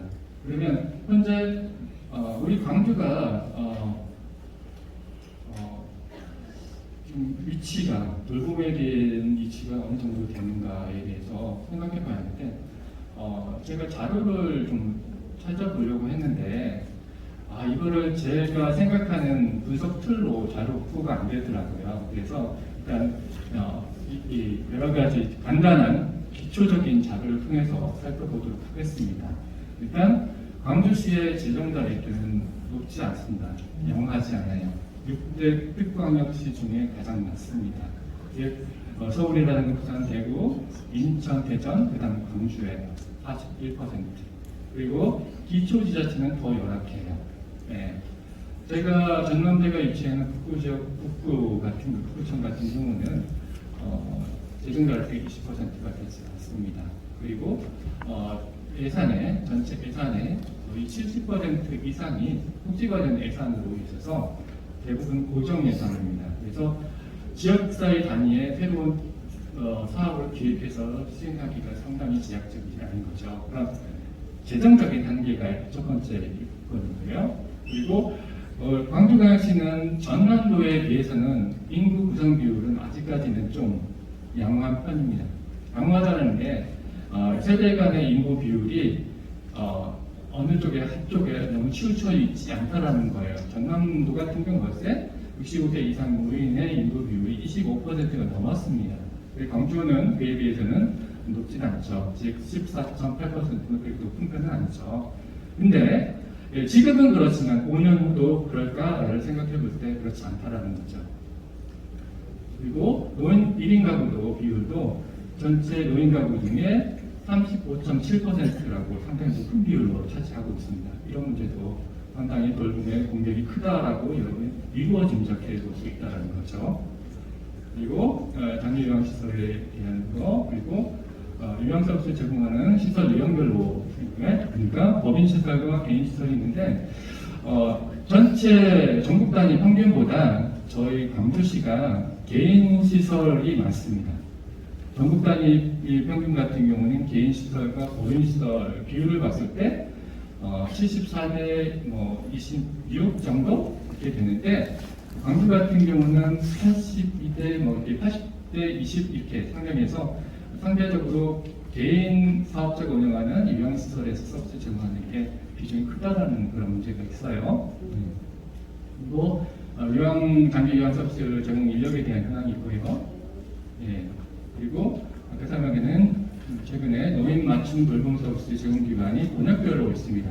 북구에 가장 이동하는 북구에 같은 경우 6개, 광산구는 4개, 서구는 4개, 강구 2개, 3개, 공구에서 19개가 복지관이라든가 여러 가지 제공 기관을 통해서 권역별로 제공되고 있다는 것을 여러분이 이해해 볼 수 있고요. 그리고 아마 광주형 돌봄 모델을 만들 때 이제 저희가 참고해야 할 어떤 기초적인 성과 내용이 뭐냐면, 현재 서구청이 지역사회 통합돌봄 정책의 선도 사업을 과거 3년 동안 했고 지금 4년차를 하고 있습니다. 그래서 서구청의 그 성과, 지역사회 통합돌봄 성과가 전국적으로 상당히 우수한 사례입니다. 잘하고 있어요. 그래서 아마 서구가 하나의 모델링이 되지 않을까, 광주 전체 모델을 수립하는 데 있어서 소위 시금석 역할을 하지 않을까 그런 생각이 듭니다. 서구청의 통합돌봄의 특성이라고 하면 그 지역사회 돌봄을 강화하기 위해서 지역에 계속 거주할 수 있는 환경을 만들고, 요양원이라는 요양병원에서 퇴원했을 때 지역에 빨리 정착할 수 있도록 도와주고, 그리고 예방하는 만성질환이 있는 사람들을 대상으로 여러 가지 예방적 기능을 현재적으로 제공해가지고 요양원으로 같이 가는 것을 늦출 수 있게 하는 정책에 포커싱을 하고 있습니다. 그래서 다양한 행복 매니저라든가 또 서구청의 특성은 또 뭐냐면 IT 기술을 활용해가지고 모바일 안심 서비스라든가 또는 융합 돌봄 서비스 이런 것들이 있는데, 하여튼 그런 서비스를 많이 이용한다라는 거. 그리고 서구청과 별개로 광주시에서는 시와 지자체가 매칭해가지고 자체적으로 통합돌봄 사업을 추진하고 있는데요. 광산구와 북구청이 지금 진행하고 있습니다. 광산구 같은 경우는 주로 이제 우산동이 소위 영구 임대 아파트가 밀집되어 있는 지역입니다. 그리고 노인의 즉 돌봄의 수요가 높은 노인의 인구 비율이 밀집도가 높습니다. 그래서 이 지역을 대상으로 늘 행복 프로젝트로 해가지고 전수조사를 했어요. 돌봄의 수요자가 어느 정도에 있는가, 그리고 어떤 서비스 요구가 가장 많은가, 그리고 어떻게 하면 실제 주민들이 원하는 서비스에 충족이 될 것인가, 이런 것들을 정밀하게 조사를 해가지고 그에 관련해서 서비스 계획을 수립해서 진행하고 있습니다. 그 중에 하나가 특색인 게 뭐냐면 지역 내 건강생활지원센터를 두고 있고, 그리고 그 건강지원센터를 통해 방문 의료 서비스를 제공한다든가 건강관리 서비스를 좀 통합적으로 제공한다는 것이 있고요. 또 하나는 사회활동 촉진수당이라는 게 있습니다. 한 1년에 165명의 정도의 어르신, 어느 정도 그래도 기력이 되신 일상생활이 어느 정도 가능하신 분들을 통해서 지역 내 여러 가지 문제들을 해결했을 때 지역이 돌아다니면서 자체적으로 자신은 지역 이렇게 지킴이 역할을 부여를 하는 거죠. 그래서 매달 5만 원씩 제공해가지고 사회적 역할을 부여해주면서 스스로가 자긍심 갖게 하고 지역에 관심을 갖게 하는 그런 프로그램이 있습니다. 그리고 북구 같은 경우는 주거 모델이 좀 잘 되어 있어요. LH와 협업을 해가지고 저희 안심주택을 제공해서 좀 기능이 떨어지는 분들이 선제적으로 안심 주택을 통해서 보호를 받고 더 악화되지 않도록 이렇게 하는 그런 서비스도 제공하고 있다는 거예요.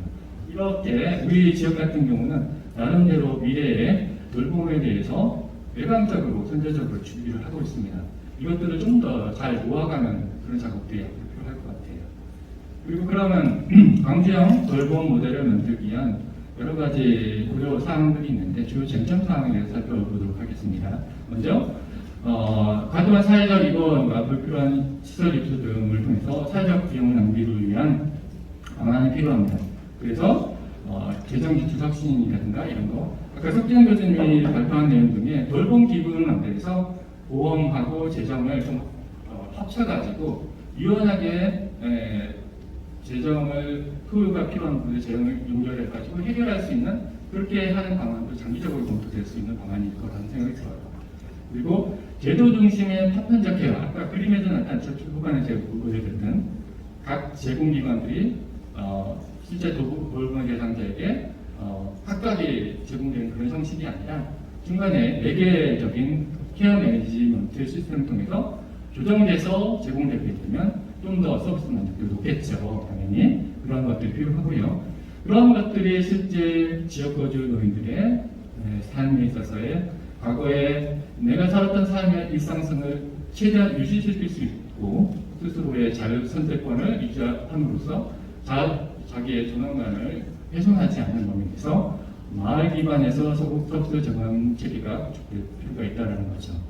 그리고 저희 광주시 같은 경우는 5개 자치구가 있는데 5개 자치구별로 각각의 특색이 있는 브랜드화된 통합돌봄 정책이 필요하고, 그리고 특정 지역의 서비스가 너무 쏠리지 않도록 조정하는 것도 필요합니다. 그리고 무엇보다도 제공 인력에 대한 훈련과 교육을 통해서 좀 양질의 서비스를 제공할 수 있는 기반을 만드는 게 필요합니다. 그러면 아마 사회서비스원의 주요한 역할 중에 하나가 되지 않을까 그런 생각합니다. 그래서 실정 기준의 종합적 케어를 만들어야 하는데 그에 대한 도식입니다.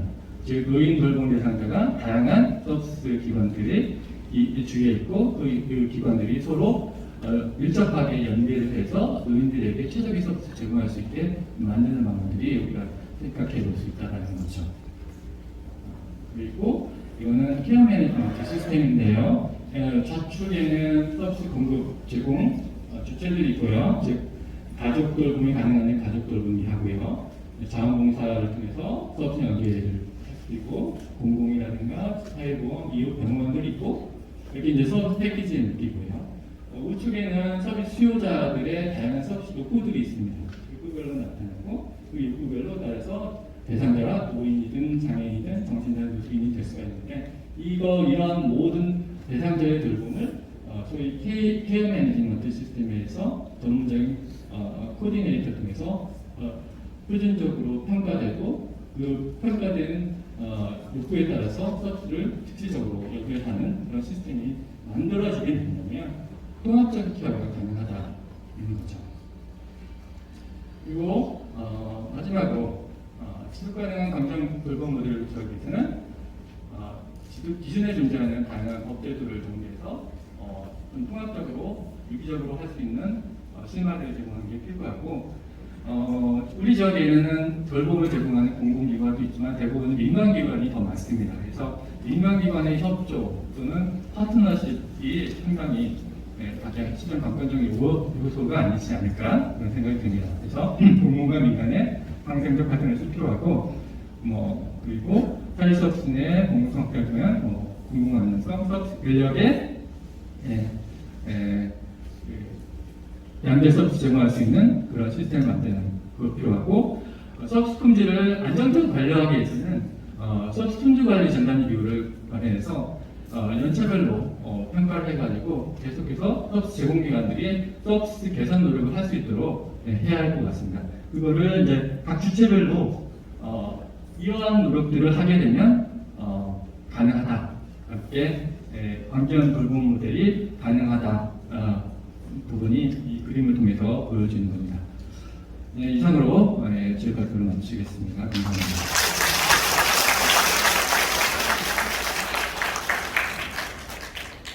네, 황대환 교수님 감사하고 죄송하기도 합니다. 예, 시간 때문에 저희가 약간 개축하는 면이 좀 있어서 하실 말씀이 더 기회를 드려서 듣고 싶은데 시간 대학상 어쩔 수 없었습니다. 어쨌든 우리 한전 교수님 광주 돌봄의 여러 현황에 대한 이 데이터베이스를 토대로 주요 쟁점 그리고 3개부 통합 돌봄 사례를 비교해 주시면서 광주형 돌봄 모델 중장기 로드맵까지 발제해 주셨습니다. 다시 한번 감사드립니다. 바로 이어서 돌봄 현장을 톡파원들이 취재한 돌봄 톡파원 영상을 시청하도록 하겠습니다. 이게 시청이 끝나고 짧은 시간이겠지만은 우리 토론자와 발제자를 모시고 토론 그리고 질의응답을 이어가도록 하겠습니다. 토론 영상을 보시기 전에 초록색 케이스 아이폰, 그 다음에 다이어리, 분실 신고가 들어왔습니다. 혹시 주변에 초록색 케이스 아이폰과 다이어리를 이렇게 발견하신 분은 밖에 안내 데스크로 조금 맡겨주시면 감사하겠습니다.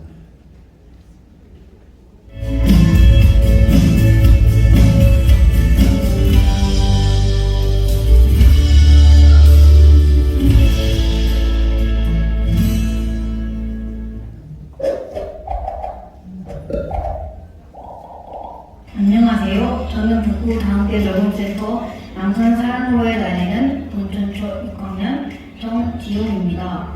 오늘은 제가 1일 톡파원이 되어서 저희 돌봄센터를 소개해드릴까 합니다. 저희 센터에 다니는 친구들은 대부분 엄마, 아빠가 직장을 다니는 친구들로 엄마, 아빠가 오실 때까지 안전하고 즐겁게 지내는 곳입니다. 운영시간은 학기 중에는 10시부터 7시, 방학 중에는 9시부터 8시까지 진행되고 있는데요. 김천동 부영사랑으로 관리동 2층에 위치해 있습니다. 자, 그럼 저와 함께 센터로 들어가 볼까요?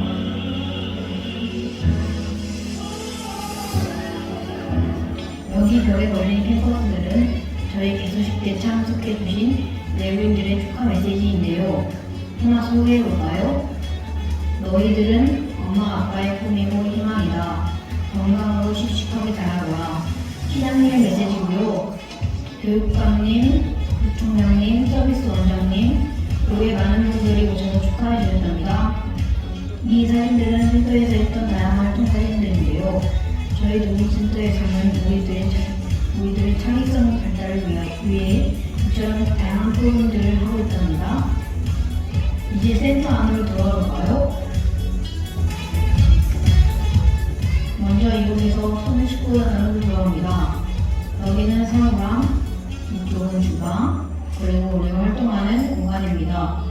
그리고 여기 선생님은 센터의 청결과 간식을 담당해주는 자활 선생님. 먼저 친구들이 활동을 하고 있네요. 이곳은 센터의 물건들을 보관하는 분실이고요. 여기는 사무실인데요. 돌봄 선생님과 센터장님이 계십니다. 여기 친구들과 깜짝 인터뷰를 해볼까요? 자기소개 좀 해주세요. 1학년 1반인 노엘입니다. 돌봄센터는 어떻게 다니게 되었나요? 아빠 목사님, 엄마가 간호사로 직장을 다녀서 그거에 사람이 없어서 교육센터에 오고 엄마 아빠가 직접 끝나면 저를 데려옵니다. 노엘의 꿈이 뭐예요? 소방관이에요. 여기 있는 친구의 꿈은 뭐예요? 태권도 선수요.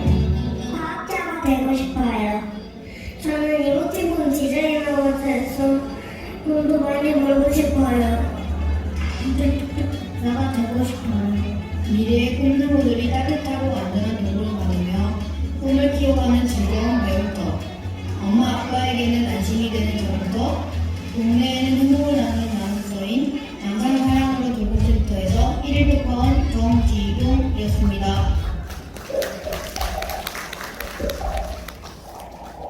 또 체중증 발달장애인이 지역사회 지원체계에서 자립생활이 가능하도록 지원하는 돌봄 현장입니다. 자, 그럼 바로 동호 씨가 살고 있는 지원주택으로 들어가 볼까요? 지원주택 선생님께서 동호 씨의 기상 지원을 하고 있네요. 동우 씨가 직접 본인의 이불 자리를 정리하고 있네요. 이불 정리하는 모습을 보니 동우 씨의 깔끔한 성격이 돋보입니다.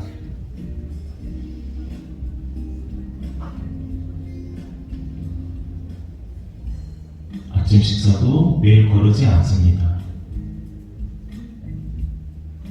동우 씨는 처음 융합돌봄센터를 이용했을 때는 보시는 것과 같은 긍정적인 루틴 현상이 되지 않고 갑작스러운 환경 변화로 인해 굉장히 적응이 힘들었습니다. 7개월이 지난 현재 어느 정도의 긍정적인 루틴이 형성이 되어 이렇게 복지관 갈 준비를 무리 없이 할 수 있습니다. 복지관에 도착하면 낮 시간 다중지원 선생님과의 활동이 시작됩니다. 갑자기 추워진 날씨에 몸이 쉽게 분수로되지만 가벼운 운동을 통해 활기가 차는 하루를 시작해봅니다. 복지관에는 다양하게 즐길 수 있는 시설이 많아 지루할 틈이 없습니다. 안정원 사진 뒤 바로 복지관 내 식당으로 점심을 먹으러 왔습니다. 긍정적 행동 지원과 꾸준한 개인별 지원 전략의 공유를 통해 동우 씨의 장점 및 좋아하는 일과 놀이를 찾아주면서 긍정적인 모습들을 볼 수 있었습니다. 그럼 오후 활동을 출발해볼까요? 여기는 나주시 남평에 위치한 솔밭 유원지입니다.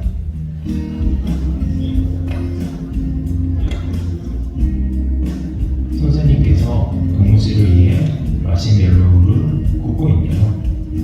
오후에 다행히 날씨가 좋아져 좋은 자연 환경 속에서 캠핑을 즐길 수 있었습니다. 가벼운 산책하는 모습이 너무 보기 좋습니다.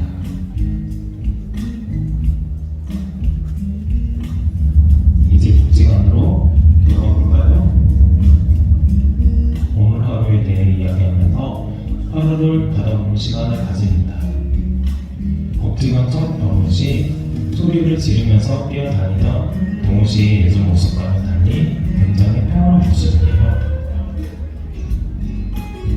동우 씨는 지원주택에 도착하면 바로 샤워 준비를 합니다. 샤워 후 맛있는 저녁 식사를 하고 가끔 선생님과 잠도 칩니다. 이렇게 하루를 만족스럽게 보내 동우 씨는 잠이 듭니다.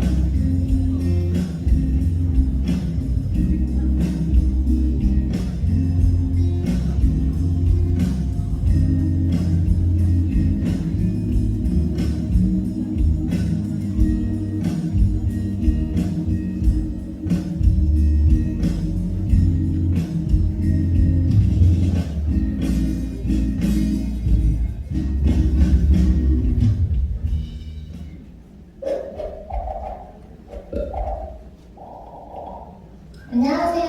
사회서비스 언급파원 북부종합재활센터 파트장 권지은입니다. 오늘은 지역사회 통합도동 핵심기관인 종합재활센터에 대해서 소개해드릴 건데요. 현재 광주에는 북부, 서부, 경상도 종합재활센터가 있습니다.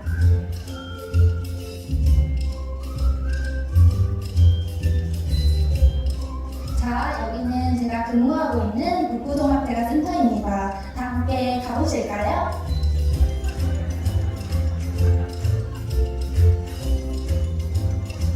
안녕하세요. 북부종합재활센터장님. 현재 종합재활센터에서는 어떤 사업을 하고 계시나요? 저희 북부종합재활센터는 공공기관으로서 피해용이성을 추구하고 돌봄의 연속성을 추구하기 위하여 공적 돌봄기관으로서 지역사회 네트워크 연결을 통한 통합적이고 포괄적인 돌봄 서비스를 제공하고 있습니다. 저희 종합재활센터에서 실시하고 있는 사업 내용으로는 방문 내용, 현재 돌봄, 스마트 플러스 안심 지킴 및 그리고 각국적 특화 사업 등을 실시하고 있습니다. 네, 종합재활센터는 광주광역 시민의 더 나은 삶의 동반자가 되도록 노력하고 있군요. 그럼 따뜻한 돌봄을 받고 계시는 어르신 댁으로 함께 가보시겠습니다. 안녕하세요, 어르신. 저희 종합재가센터에서 어떤 서비스를 받고 계시나요? 예, 저 돌봄이 기계가 있기 때문에요. 제가 혼자 있어도 마음 좋고 잘 지내고 있어요. 네, 저희 안심플러스 스마트 지킴이 서비스 말씀하시는 거 맞으시죠? 예. 어떤 서비스인지 자세하게 설명해 주실 수 있을까요? 예, 저 돌봄이가 있기 때문에요. 저 혼자 있어도요, 쓰러지거나 넘어지거나 해도 다 이거 알려주기 때문에 선생님 덕택으로 제가 잘 지내고 있습니다. 북구 종합체육센터가 있기 때문에 제가 날마다 재미있게 잘 지내고 있습니다. 사랑합니다. 네, 오늘 이렇게 짧게나마 종합재가센터에 대해서 소개해드렸습니다. 종합재가센터는 따뜻한 돌봄, 통통한 돌봄, 원스톱 돌봄을 위해 열심히 나아가고 있습니다. 더 자세한 내용을 확인하고 싶으시다면 전화 또는 홈페이지를 이용해주세요. 감사합니다.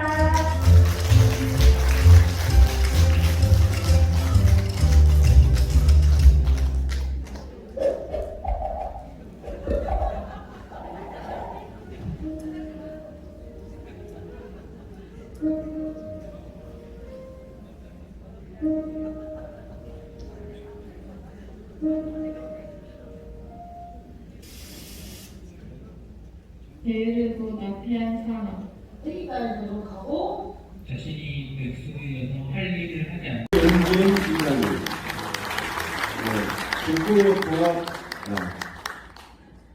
북부종합재가센터 권지은 파트장님, 강산구종합재가센터 김하윤 파트장님, 서구종합재가센터 베테랑 파트장님, 그리고 광주대학교 김시원 학생, 광주여자대학교 김가연 학생, 포함으로 수고해 주셨습니다. 그러면은 시간이 좀 됐습니다만은 어쨌든 예정된 시간 안에 맞출 수 있도록 노력하면서 토론을 시작하도록 하겠습니다. 발제해 주신 두 분 교수님, 그리고 토론을 해 주실 네 분, 이상태 광주사회서비스 사무처장님, 남국희 전 한국사회복지관협회 협회장님, 이선미 광주복지연구실장님, 그리고 박태순 광주여성가족재단 팀장님 자리에 함께해 주시면 감사하겠습니다.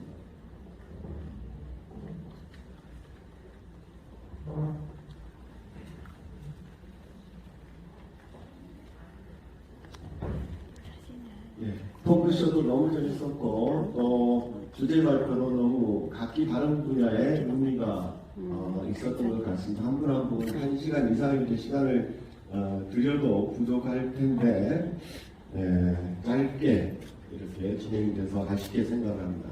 마찬가지로 우리 발제해 주신 네 분들 준비를 간단히 하고 오셨을 텐데 죄송한 말씀을 먼저 드립니다. 토론 시간이 우리 발제하신 교수님께 질문과 더불어서 사무처장 이상태입니다. 아마 자료제 펼치면은 토론자로 우리 유미수 과장님께 나가 있는데 과장님께서 긴급 좀 일정이 있으셔가지고 제가 긴급하게 올라왔습니다. 저희 사이언스 서비스원은 이제 3월 25일 날 법이 통과되면서 저희가 현재 광주시 조례 작업도 좀 진행 중에 있고 또 그 조례에 따라서 저희 정과 또 운영기장 사업 내용 등을 2년 만에 전체적으로 정비를 하고 있습니다. 지속 가능한 공정 돌봄을 위해서는 다양한 주체의 역할과 협치가 중요하다고 봅니다. 그래서 저는 우리 석재현 교수님께 좀 질문 한 가지만 드리고 마치도록 하겠습니다. 지역 주민의 욕구에 기반한 사회 서비스의 수요, 공급, 관리 주체로서 지역 내 서비스 공급량이 결정이 되죠. 그리고 공급 계획 수립이 잘 진행되기 위해서 지방정부의 책임성 있는 기재로 또 저희 광주 사회서비스원의 역할은 어떤 것이 있을까요? 좀 자문을 좀 요청을 드리면서 토론을 마치도록 하겠습니다. 감사합니다. 무슨 질문인지 아시겠습니까? 그렇다면 우리 석재현 교수님께서 우리 이상태 사무처장님의 질의에 응답을 해주시겠습니다.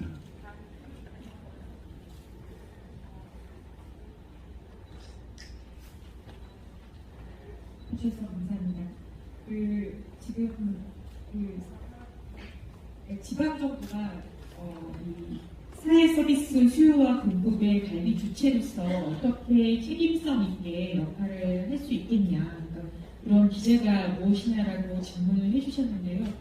사실은 이제 지방 정부가 굉장히 할 수 있는 그 역량이 있고 실제로 책임성을 가져야 될 부분이 바로 이런 서비스 수요와 공급의 관리 주체로서의 역할이라고 생각을 합니다. 일단은 뭐 부족한 부분이 있다면, 서비스 공급이 제대로 되지 않는 부분이 있다면 서비스 공급을 해야 되는 게 지방정부의 역할이고요.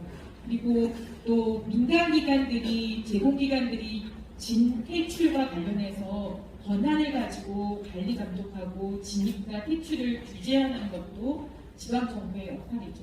이미 사실 많은 부분들의 권한과 규제할 수 있는 권한들이 지방정부에게 있습니다. 그리고 인프라를 구축할 수 있는 의지와 재정적인 이제 할당할 수 있는 그런 이제 책임과 권한도 사실은 지자체가 가지고 있다고 생각을 합니다. 그래서 그런 부분들을 잘 활용해서 정말 이제 서비스가 부족한 부분 없이 누구나 필요한 부분에서 서비스의 공급을 받을 수 있는 인프라 구축과 그 다음에 안심하고 보증할 수 있는 기관들이 서비스를 제공할 수 있도록 관리 감독하는 역할들을 지자체가 할 수 있다고 생각하고, 아까 이제 기재 말씀하셨는데 기재는 사실 이미 많은 부분이 확립되어 있다고 생각합니다.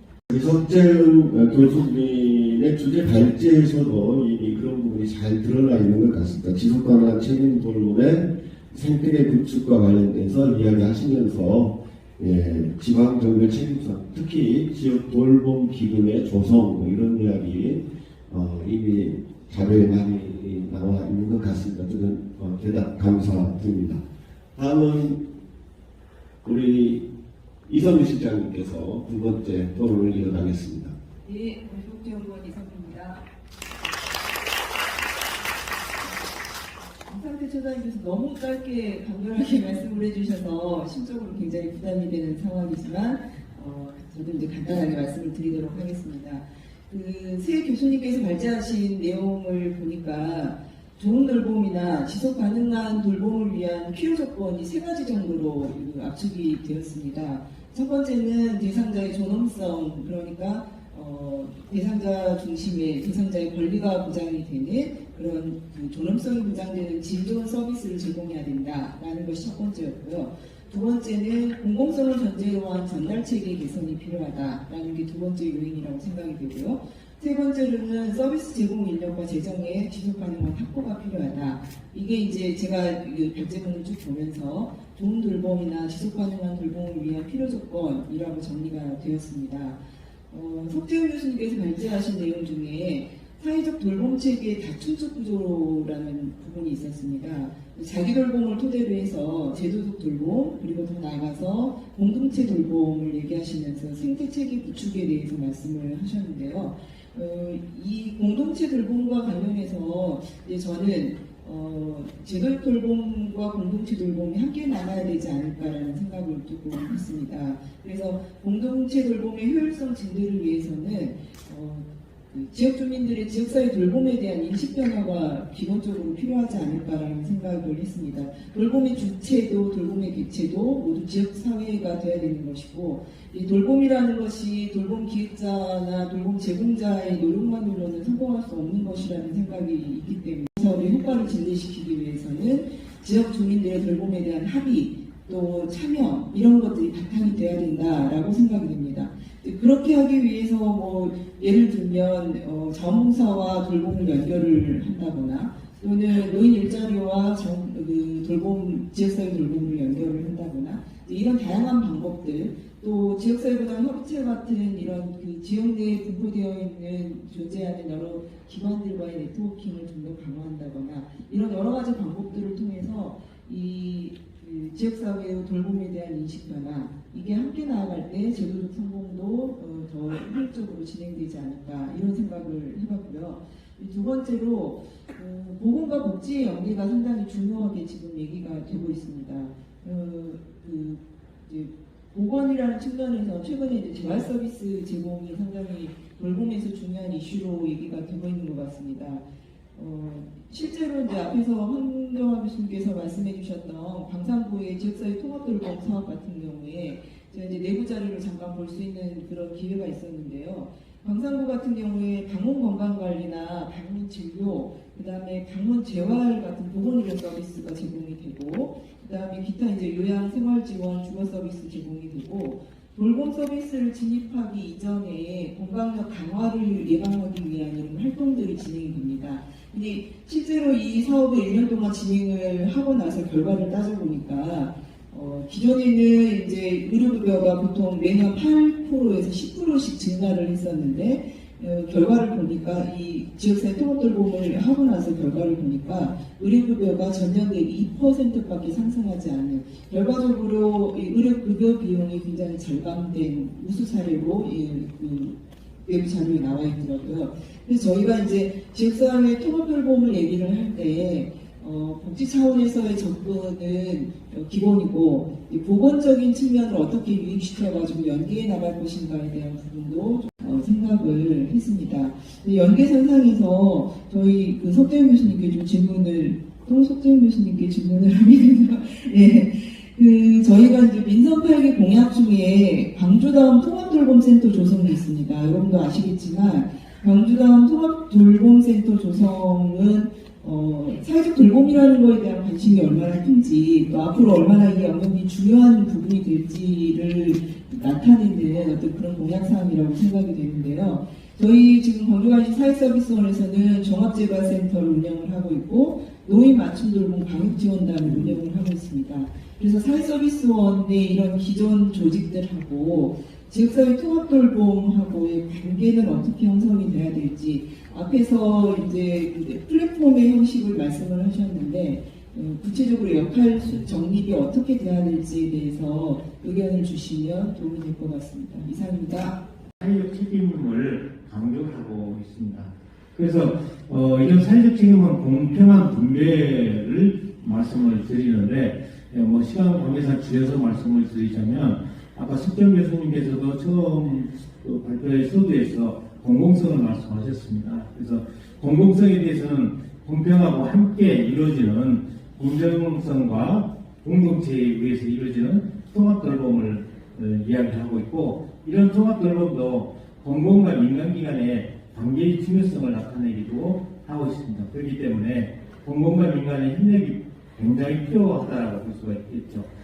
저와 같은 경우는 지역사회 복지관에 근무하고 있고, 또 한국사회복지관협회 활동 중에 하나가 작년 12월에 사회복지사업법 제34조를 개정한 내용입니다. 그래서 여기에 개정한 내용 중에 하나가 민관 협력이라는 단어가 사회복지사업법에 집어넣었습니다.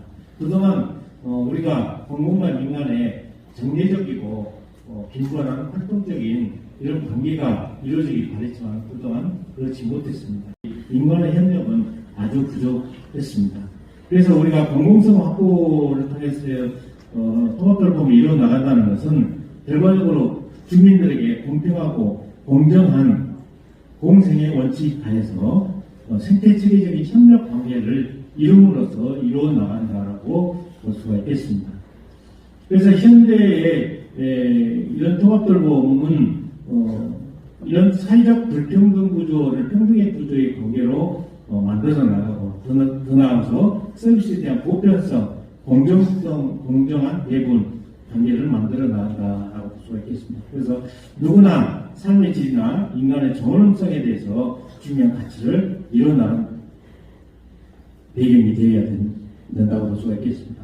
아까 황정화 교수님께서도 지역사회 통합돌봄 전달 체계와 관련해서 민간의 돌봄 서비스 제공 체계가 좀 분절적이고 제공 체계가 없다라고 말씀하셨습니다. 저희가 늘상 그동안 주장해왔던 내용입니다. 특히 이 통합돌봄과 관련해서 연구를 하고 계셨던 교수님들한테도 이 내용을 많이 전달시켰지만은 이 전달 체계의 내용 연기하고, 특히 이제 여기 노인 세대를 교육시켜서 육아지원 종사자로 활용하는 네트워크를 만들어서 진정한 세대 교류 통합 돌봄을 실천하고 있는 사례가 있고요. 또 국내에서도 몇몇 마을 공동체에서 그 아파트 단지나 마을에 들은 지가 사실 얼마 안 됐는데 얼마 전에 처음 듣고 저도 공부 살짝 했거든요. 엄청 많이 하는 건 아니고요. 그래서 이 조합을 보니까 영어의 조합이라는 단어의 일본식 표현이더라고요. 그래서 일본 정부가 실시하고 있는 육아 중심의 프로그램에서 처음엔 저는 이제 농양학급이니까 이쪽이 아닌가 이렇게 생각했는데 방금 말씀해 통합적으로 원스톱 서비스를 받을 수 있도록 하는 게 우리 사례관리잖아요. 근데 왜 이런 사례관리라는 프로그램이 있는데 왜 계속 이런 것들이 등장하지? 지도방관 경제형 돌봄을 말하다. 네, 여러분 잊지 않으셨죠? 저희 상품이 정말 많이 남아있습니다. 이번 순서에는 스타벅스 상품권 10분과 믹서기 1대, 서큘레이터 1대, 공기청정기 1대를 진행해보도록 하겠습니다. 뒤로 가서 상품이 점점 타이 나는데요. 협의체 위원 2,700여 명과 광주의 돌봄을 함께 협력해 나가겠다는 의미가 담겨 있는데요. 네, 지속 가능한 광주형 돌봄을 만들기 위해 각 기관이 보유하고 있는 고유 분야에 대한 상호 이해와 효율적 협력으로 업무 효율을 체결하고자 합니다. 네, 참석자분들께서는 자리에 착석해 주시기 바랍니다.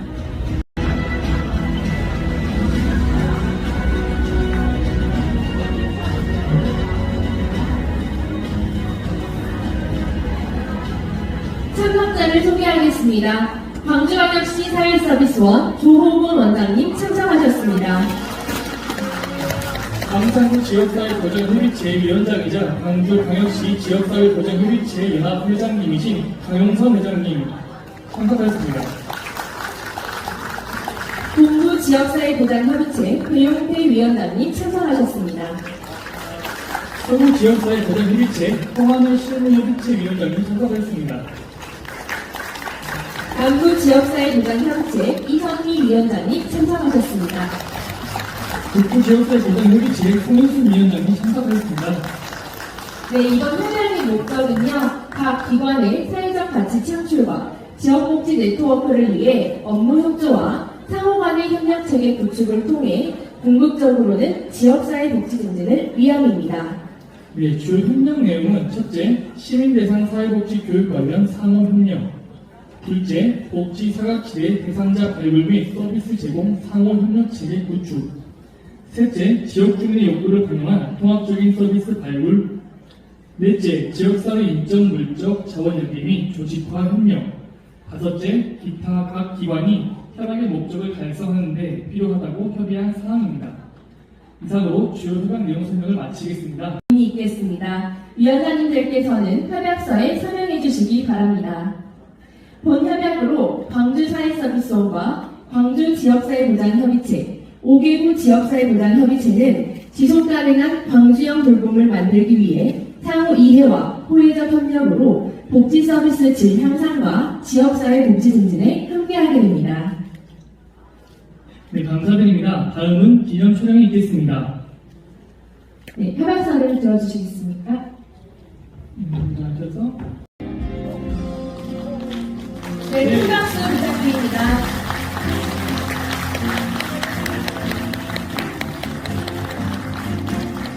네, 감사합니다.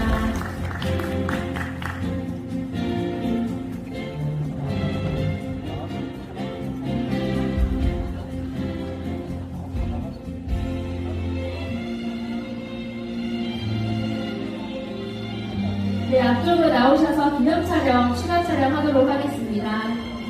다시 한번 큰 박수 부탁드립니다.